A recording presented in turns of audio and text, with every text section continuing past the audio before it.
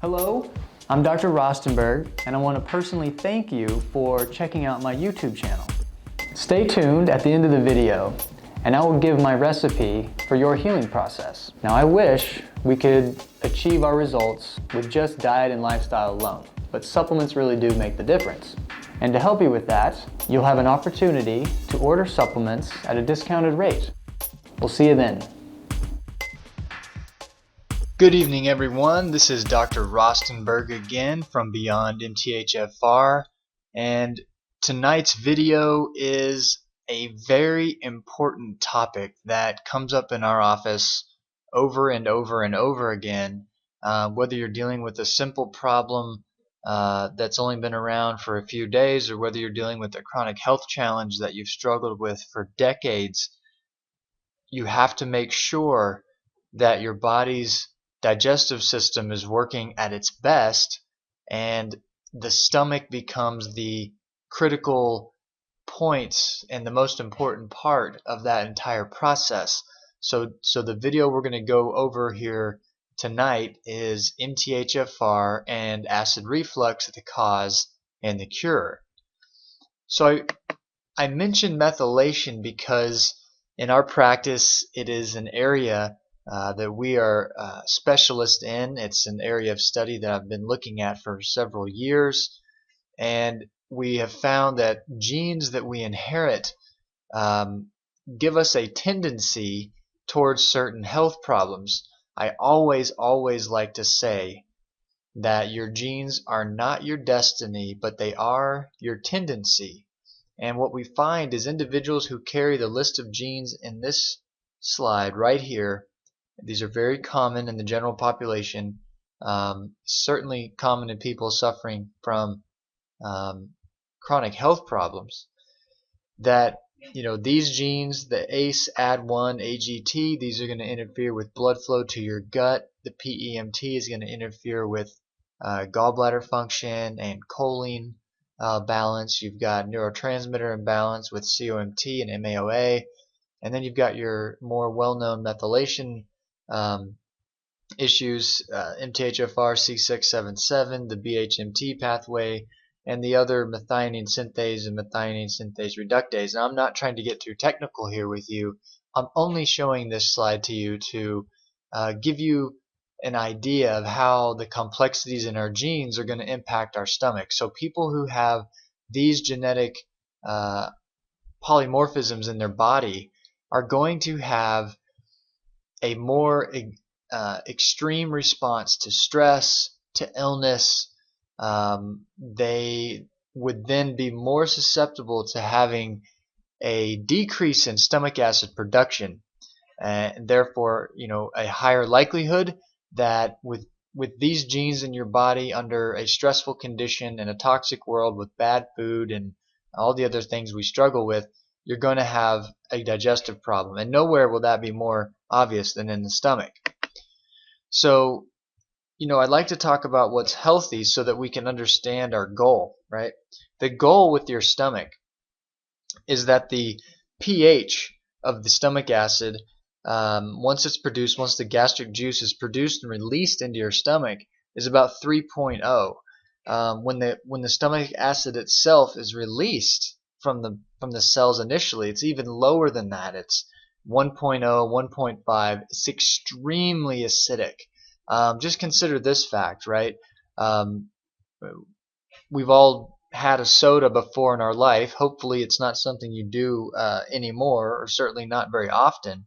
But you can take a soda, pick your brand, Pepsi, Coke. You can pour it in a glass jar. You can take an iron nail and drop it in that jar, walk away. Come back in a couple of days, and that iron nail will cease to exist, because that's the power of the soda. So that's how acidic the soda is. It can degrade iron relatively quickly. Now, we can drink soda and it doesn't burn a hole in our stomach, and it goes to show the strength that our stomach has and how it's designed to have acid itself. So I'm bringing this up so everyone watching this can understand that the stomach is absolutely required to be acidic. And what that does, as this data has shown for the last at least 45 years now, is that stomach acid increases strength of the sphincter in the top of the stomach right here, and I'll give you another look at that right now. So this is a zoomed in view of the esophagus and the stomach, and this beautiful picture here is actually the valve. It's basically an oven door. So when your oven door is open, if this were to remain open, then the contents of the stomach during digestion would splash upwards. Well, I shouldn't say everybody, but I'm going to bet that almost everybody has felt acid reflux before. I certainly have. Years ago, it was a big part of my life before I knew what it was and how to make the healthy changes to never let it happen again. And it doesn't happen anymore. Your stomach is a muscle. It's literally a muscular oven. It's a tumbler. It squeezes and twists and jostles everything around. And that mixing action is good for mixing your food, but it also splashes the acid up onto the esophagus if this stomach is not acidic enough. What I want you to understand is there is a bit of a paradox with the stomach, meaning that low stomach acid actually causes acid reflux. And the first few times I heard that, it didn't really make sense. It seemed illogical to me. But further research, as you're seeing right here in front of you, proves beyond a doubt that is exactly how the process works. And the reason why is this, again, this is a picture looking down the throat at this muscle right here when it's fully closed. So in other words, the stomach is a muscle, a muscular oven, and the oven door that prevents the acid from leaving will only shut tightly when there is acid in the stomach. And that's what this research is saying, is that you have to have acid in your stomach in order for the upper valve of the stomach, called the lower esophageal sphincter, in order for this sphincter to close, to keep the acid in the stomach and out of the esophagus, the stomach has to be very acidic. So that's how acid in the stomach prevents acid reflux. But this study is 45 years old. So, looking into the research into the more recent time, you can see here in 1989, they said the same thing again. If you acidify the upper part of the stomach, it will increase the pressure of the lower esophageal sphincter. It's a mechanism to prevent reflux. So here's your data that says your stomach must get acidic, must become acidic during the digestive process in order to prevent contents in the stomach from slipping up into the esophagus. It's amazing how beautifully simple this was all designed. And when you start to think about all the things that acid in your stomach does, as we'll go through, you'll realize, well, of course your body needs acid in the stomach. There's no other way to break your food apart. Here's another more recent reference from 2002. Low or a weak lower esophageal sphincter,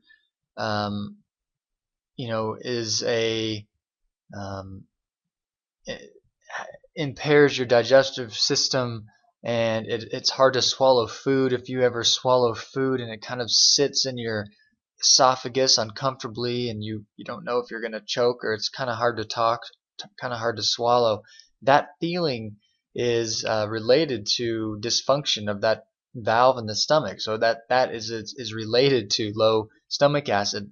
Oftentimes when people feel that difficulty swallowing, they've been in a hurry, they've been busy, they've got a million things going on, they're not taking time to sit down and relax and really get the digestive process started. They're under a stress reaction.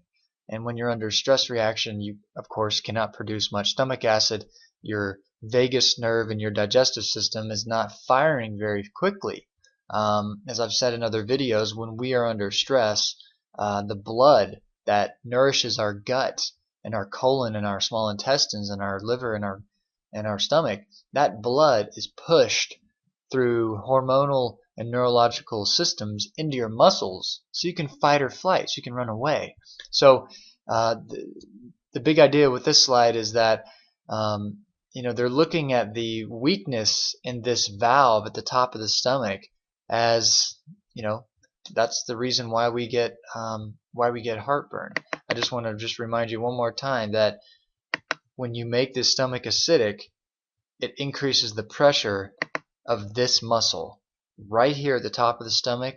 That is why taking stomach acid with your meals, as I'll show at the end of the video, has been so therapeutic for people. And I would say, without a doubt, if I was stranded on a desert island with no other supplements, the one thing I would take with me is stomach acid. It's just that important. So in addition to, this idea that stomach acid is important, we have to look at how hard it is for the body to make acid. As I said earlier, the pH of the stomach acid when it's just first released is about 0.8. That's incredibly acidic. That would burn holes in your dinner table. It'd burn holes through your counter and your kitchen. It's just super acidic, and your body has to use a lot of energy to make that. In fact, it takes about 1,500 calories to make a liter of gastric juice. So you can see the major investment your body has to make every day to make your stomach acid, get it produced and get it working. I often explain to patients that, think about this, right? Most of us, when we're not feeling well, we're not feeling strong, we're not feeling healthy, we're very fatigued. We have chronic fatigue. We can't work out. We can't tolerate exercise. Just everyday tasks can wear us out. Those are signs of a system that's very weak. And if you, as an individual, are waking up 3 times at night, you're waking up and you're going to have to use coffee to get going, and you're just, you have this afternoon fatigue. If you're fatigued all day long, you got a lot of adrenal fatigue symptoms in your body, how can we expect your stomach, which is just a smaller part of you, to be running a marathon when you're too tired to, walk down the block?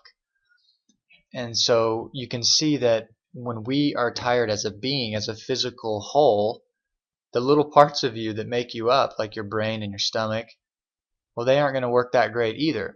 So this is a reference from the gold standard of, medical physiology. The gold standard of medical physiology. And that reference basically says the same thing. There's a ton of energy that's required. Anybody who has a mitochondrial problem, an energy problem, who doesn't have enough energy to run a mile or exercise, you're probably not going to have enough energy for your stomach to make the acid that it needs. That's another reason why taking stomach acid becomes so useful in treating chronic disease. We always talk about treating the gut first, and treating the gut with stomach acid is the first thing that has to happen as well. Just a little bit of background chemistry on how you make stomach acid. This is inside of the stomach. This is inside of the blood. And you can see that your body has to take carbon dioxide, combine it with water, and that's where you get this hydrogen ion that ultimately becomes the acid in the stomach. But what you need to pay attention to as well is that it requires zinc. So, zinc is a very common nutritional deficiency in our culture. And zinc absolutely is required for stomach acid production. So it's just another, when we become malnourished, when our nutritional status goes down from chronic stress and methylation problems and, all kinds of toxic exposure, those minerals that we lose out through our, urine or through the bile, those minerals were minerals we used to have that helped us make stomach acid, for example. So you can see again, when we're nutritionally deficient, it just gets harder to make stomach acid because the minerals that are required are not there. I want to touch on hypoglycemia. It's a huge theme in our practice, huge theme in how we look at the body and the individual. Being a hypoglycemic person myself, of course, I'm more drawn to this, but I want to communicate to everybody out there that low blood sugar is extremely hard on your body, and over time, if you live every day with your blood sugar dropping over and over again, you can create some serious long-term health problems, and they don't have to be there. It's not something you have to live with. It's just being conscious of this and being aware of this science and how this works can change your life. So I'm really glad that we're talking about this. But low blood sugar can damage white matter. It can actually cause a visible injury to the brain. Okay, so that's one thing it can do. And remember, when I say hypoglycemia, I don't mean low blood sugar per se. I mean the rapid rise and the rapid drop. That's the key idea. The rapid drop is what will make you sick. And here's another study talking about it in athletes. Basically what happens is about 40 minutes before you exercise, if you have something that spikes your blood sugar, you have Gatorade, and Gatorade is not, a lot of people still use Gatorade. I'm going to pick on it. Hopefully those watching this video are not, but Gatorade and sports drinks like it are really candy. It's more like liquid Skittles than, actually something that an athlete should be drinking. So if an individual drinks something that spikes their blood sugar, by the time they start exercising, they're going to get nauseous and maybe sick to their stomach and get a headache, and they might even puke. You've seen people at races or sporting events like puking. What's happening is their actually blood sugar's dropping so fast that they're releasing a giant amount of adrenaline. All their stress hormones are released. It's going to interfere, with their COMT, their MAOA pathway, and on and on and on. Gut dysfunction. Low blood sugar, it's a big problem, you guys, so just eat frequent meals throughout the day. That's the best rule of thumb for every person. Eating frequently is really important if you've had a chronic disease and you're trying to get stronger. Definitely. I just want to mention here too, though, that as blood sugar drops, and I've said this before in other videos, but I want to bring it up. It's really important. As hypoglycemia sets in and your blood sugar drops, your blood level of glucagon goes up. Now, glucagon, as you'll see, is part of what the body does to counter-regulate glucose. In other words, when your glucose level falls, it's a threat to your body. Your brain and your organs live on glucose. If the energy system or the energy supply disappears, that's a crisis.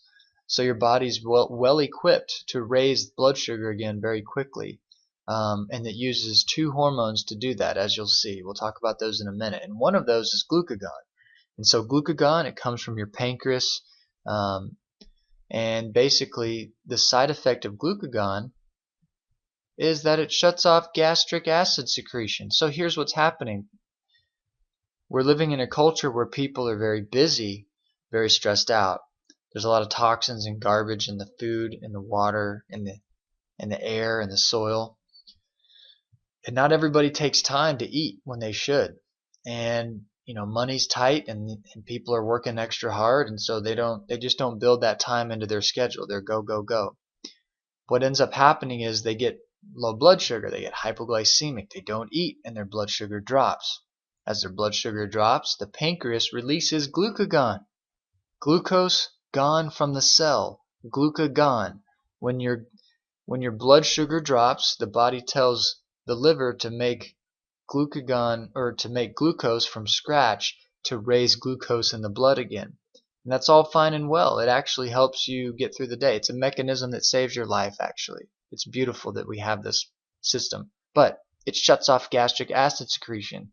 So when people eat breakfast in a hurry and work all day long, and then they go home to eat dinner after a long day, picking up the kids, doing the laundry, trying to mow the lawn before the sun sets, and get in and eat dinner, well, they're going to sit down and eat food, but they're not going to digest it well. And this is not necessary. This is true of everyone. We're not just talking about people who have a chronic health problem. So you can see how important stomach acid is. It's just this thing that everybody needs, because our society is built around habits that really antagonize this process. So I hope that's some of the value you're getting out of this video today. I want to talk about the counter-regulatory hormones really quick. I mentioned them. One of them, glucagon. The other one is epinephrine. So what this means is, in layman's terms, in simplistic terms right here, when your blood sugar drops, which it will if you do not eat frequently, your body will release two important and powerful hormones. One of them you've heard of before, epinephrine. That's also known as adrenaline. So yes, every time your blood sugar drops, your body will use adrenaline to raise blood sugar. Now, adrenaline is very powerful and very inflammatory. So people with low blood sugar, people with chronically low blood sugar, become chronically inflamed. And it doesn't take, you don't have to be a doctor or a researcher to realize that most of our friends and family and coworkers in this country are overly inflamed. You know, we're swimming in adrenaline all the time. What you see on the news, what you read in the paper, is part of it. And then, you know, our dietary habits and all those things I've mentioned before. So I'm bringing this to our attention so that we can eat frequently and make sure our digestion is working well and take away that source of inflammation so that our body has a better chance to heal and be its best. So those genes we carry that are not optimum are not going to be stressed out, because at the end of the day, your genes are not your destiny, but they are your tendency. And if you create stressful situations for your body, then those genetics that are not as robust in you will be stressed and they will express, and then you'll have other issues going on. So we'll move on, but these are the two major hormones used by your liver, used by your body to raise blood sugar: glucagon and epinephrine. Epinephrine, very inflammatory, very stress related, increases blood pressure, lots of negative side effects. Glucagon, of course, shuts off stomach acid. So we're talking about stomach. We want your stomach to work well, so we have to avoid low blood sugar. I show this to you just to point out to people who are training hard and working out hard. Anytime your body goes into hypoglycemia, and certainly these individuals doing Ironman triathlons, they're going through some severe hypoglycemia. When the next meal they eat, they're not going to digest any of it because of what we've just talked about. So for those of you out there that are athletes that are actively training and pushing yourself, you need to be paying attention to the ideas in this video and get yourself some digestive support, and make sure you take that while you're training, because your gut is going to get wrecked if you train hard, and that's what we see clinically, and that's what the science supports. Now let's talk a little bit real quick about the medical approach to heartburn. So many of you who are watching this video who are interested in heartburn, you may know someone, or maybe you yourself have been prescribed the purple pill, or a PPI, proton pump inhibitor, otherwise known generically as Omeprazole. It's a powerful medication. It definitely shuts off stomach acid production, which makes stomach acid reflux problems go away. It makes the symptom go away very well. But there's another problem. It also shuts off the digestion of your food, which in the long run can ultimately, well, kill you or give you cancer or do some other things that are pretty bad. And that's what we're going to go over here. But I just wanted to highlight this study that came out a few years ago. They gave omeprazole to people who had no heartburn. They were totally normal, healthy people. They gave it to them for 8 weeks. In 8 weeks, everybody in this study stopped taking the purple pill and omeprazole, and every single participant got heartburn. So here's an example of the medication, because it suppresses what the body normally does, making stomach acid, actually causes the problem that's designed to treat. So, if you shut off stomach acid production, the body's going to push even harder and push even harder and push even harder, to the point where when you finally remove the drug, the body's overproducing acid as a compensation. So we really encourage people to fix their problems naturally, because you weren't born with a drug deficiency. Here's another study. Came out a year after the previous one, and it basically said that proton pump inhibitors are overprescribed, and I think we all agree with that, especially doctors who are looking at this issue carefully. They're saying up to 70% of all omeprazole prescriptions are inappropriate. They're using this drug for the wrong reason. So 70% of all the prescriptions that are written should not be written, is what this study says. And here's a reason why, you guys. These are strong, toxic drugs, and here's what they do to people. Long-term proton pump inhibitor therapy, certainly long term would be, in my mind, anything over 3 months. And people are on this stuff for 3 years and sometimes 20 and 30 years, incredibly. Um, Speaking of the methylation cycle, you're going to end up with B12 deficiency. So you start to see this malabsorption of methyl donors. You see this, lack of B12, which causes all kinds of imbalances with your homocysteine recycling and neurotransmitter production and energy systems.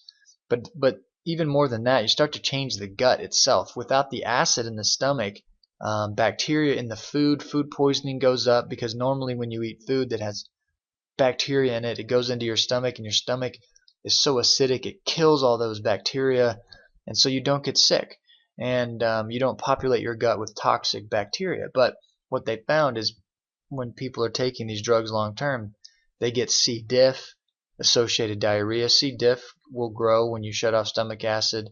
You get pneumonia, and the reason you get pneumonia is normally when you sleep, the bugs that are trying to crawl up from your small intestine are killed by the acid in your stomach. But when you're on these drugs that shut off all the acid production, the bugs can crawl from your intestine through your stomach, and then you can inhale them at night. Yes, it's gross, but it's how our body works.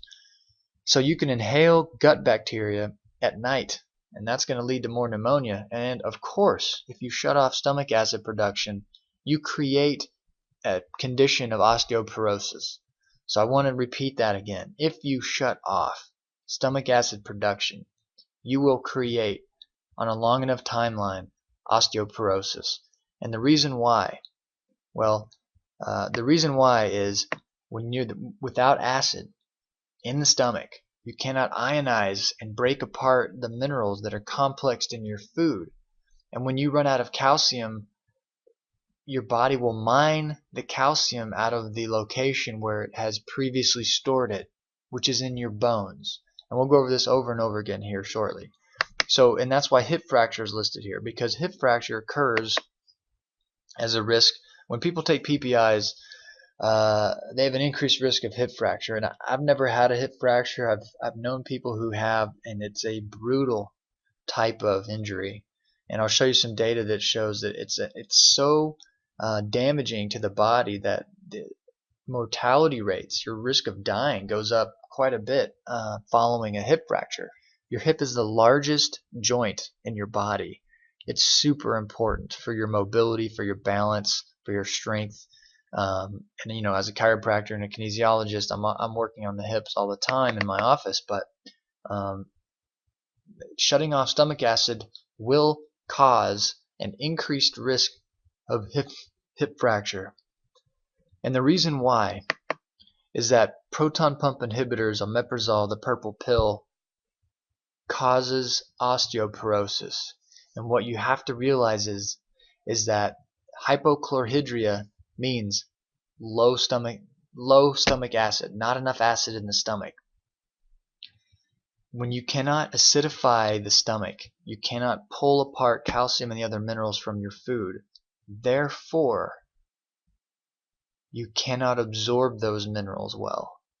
You also create dysfunction in the gallbladder, and the gallbladder is really important for calcium absorption. There's a relationship between bile and fats in your diet in the way that you absorb calcium. It's a bigger idea than we can get into this video. We'll get to it at a later date.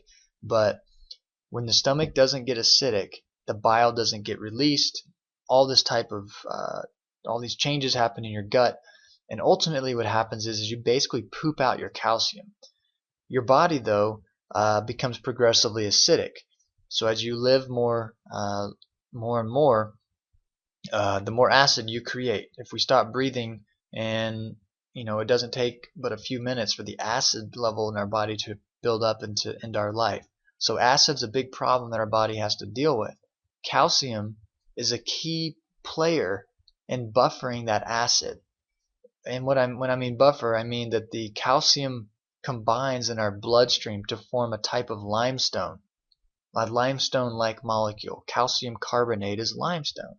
Limestone's very basic, so it offsets the acid that our body produces. And that's all fine and well.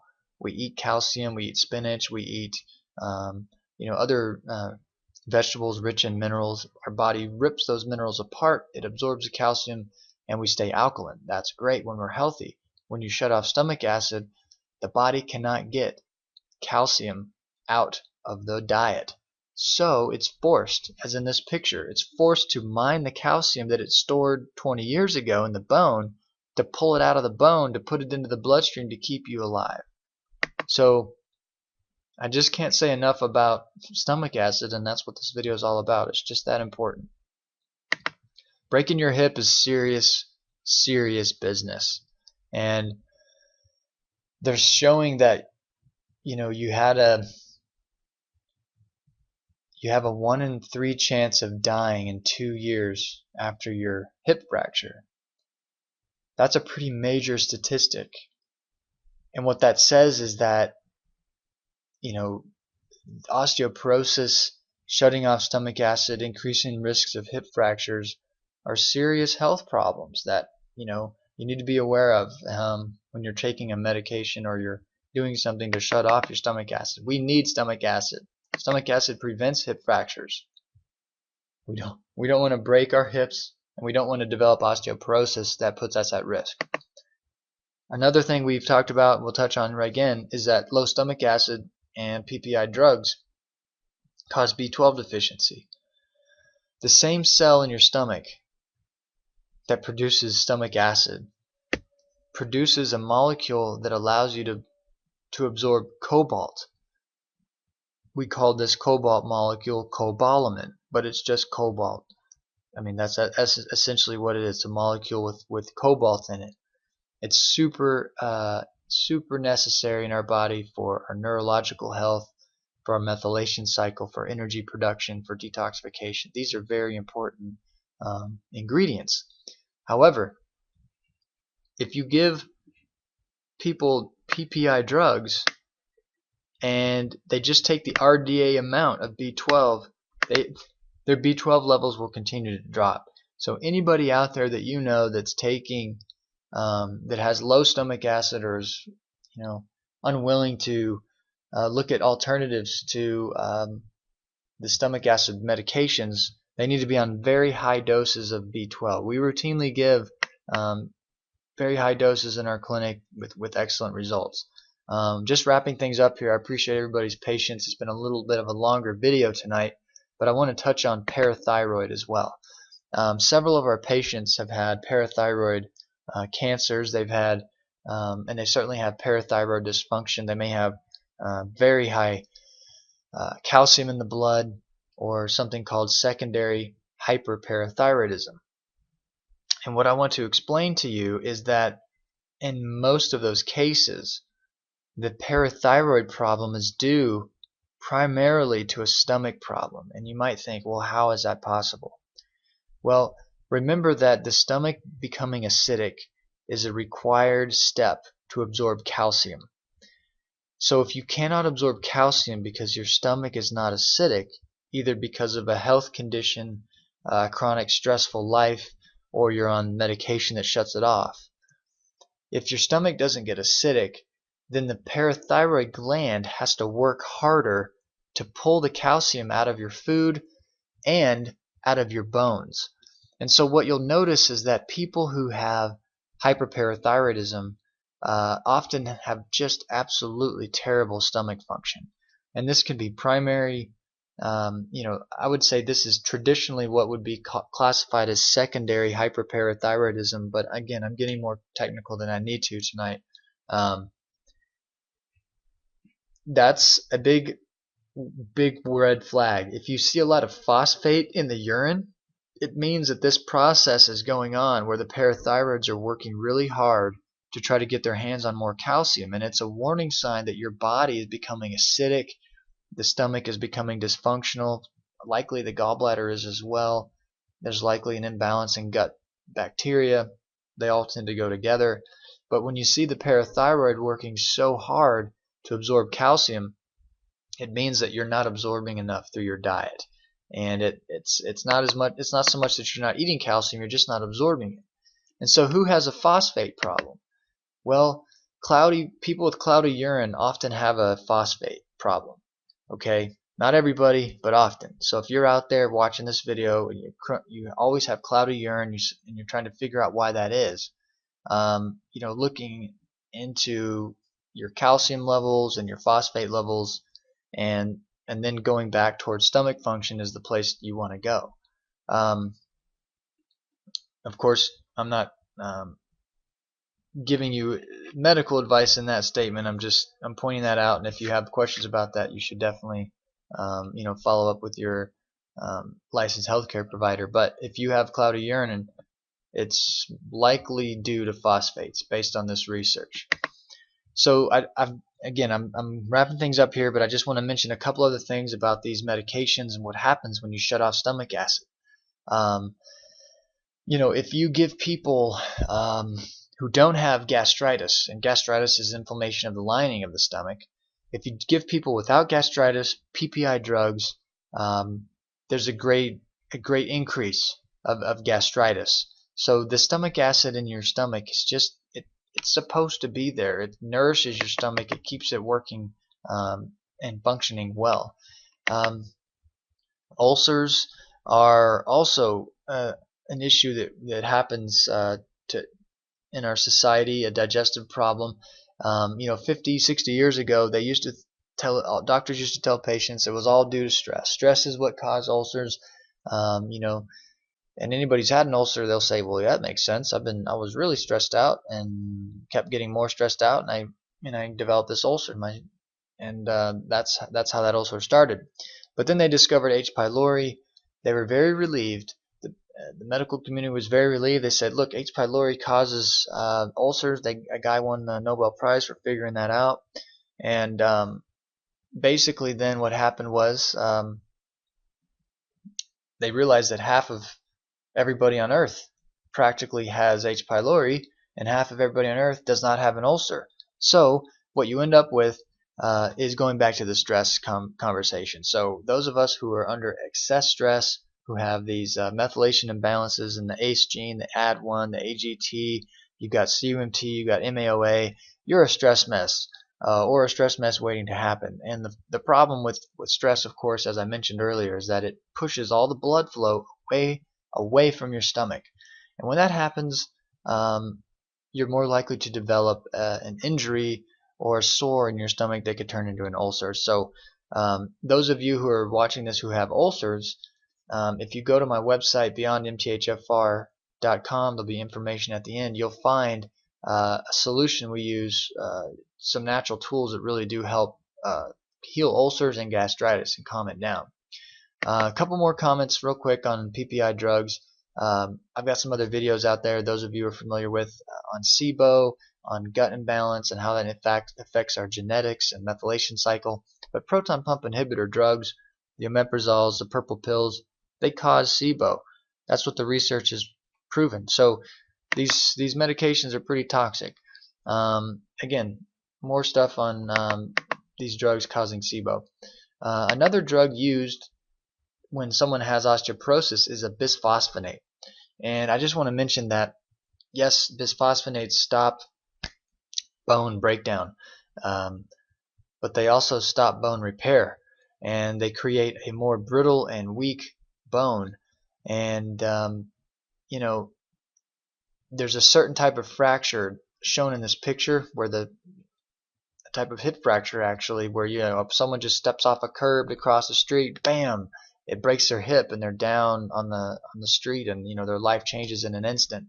And one medication that's a type of bisphosphonate was associated with almost 14,000% increased risk of this type of fracture.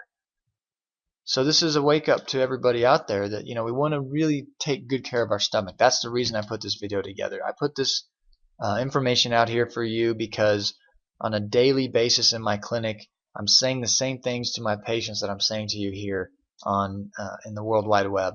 And I really want more people to know the tools that are available to fix stomach acid problems. I want you to know that stomach acid problems are 98% of the time due to not enough stomach acid. And I hope I've done a good job of communicating that tonight. Those of you who are studying your genetics and looking at pathways, what you're going to find is the digestive system is the foundation to our genetics working and being healthy. Many of our methylation issues we see started as a gut problem, and so in order to help someone really optimize their genes and optimize their life, as much as we want to just douse their body with high levels of methylfolate and B12, we really want to go back to the beginning and make sure that the foundation is set, and that foundation is digestion. So the stomach plays a big role, and these genes, they make those who have them experience stress much more in a much more strong fashion. And when stress becomes stronger, our digestion will suffer. So the stomach is just gets beat up, and it needs our help. So I have a couple ideas for you if you've made it this far through the video. Really what we're looking at here are the basic three most basic tools I recommend for helping with stomach acid. And again, I am in all seriousness, if I was stuck on a desert island and I needed a product, I needed a natural tool to help me get the most out of my environment, I would choose stomach acid. And that's the Medigest. Pancreatic enzymes are also nice. They help make sure your food gets properly broken down in the small intestine, and of course probiotics are all part of that. So thank you so much for listening. It's been a little longer video tonight, but I hope there was some valuable information here.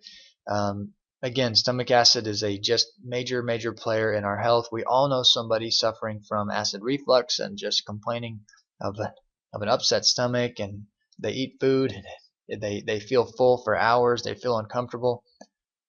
Please share this information with them. It could not just improve their digestion today, but add years to their life and prevent them from developing other chronic diseases that are running rampant in our society.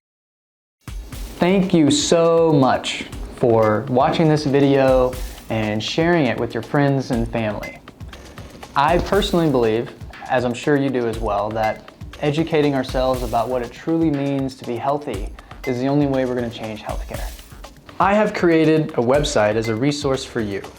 To take advantage of this information, navigate to www.beyondmthfr.com and take a look around. In addition to blogs and articles I have written, you will find a tab on the menu labeled Protocols. It is a growing list of tools that I use in my office to help support my patients. You will find background information on common health conditions. You will find a detailed supplement protocol, and you will find dietary advice to support the body's natural healing process. You will also have access to order recommended supplements at a discounted rate and have them shipped to your front door. I'm giving you the tools that I use in practice every day to help you overcome health challenges and live a happier, healthier life. I have done my best to give you that information, and you will find it on these protocol pages. If you are looking for more help than simply what supplements should you take or what diet should you follow, I'm inviting you to come to Boise and see me. Let me and my team and my staff take care of you. We have patients coming from all over the country and all over the area on a regular basis, and there's room for you too. Now, if coming all this way to Boise is too big of a commitment, then please pick up the phone or email my office. We can work together from a distance.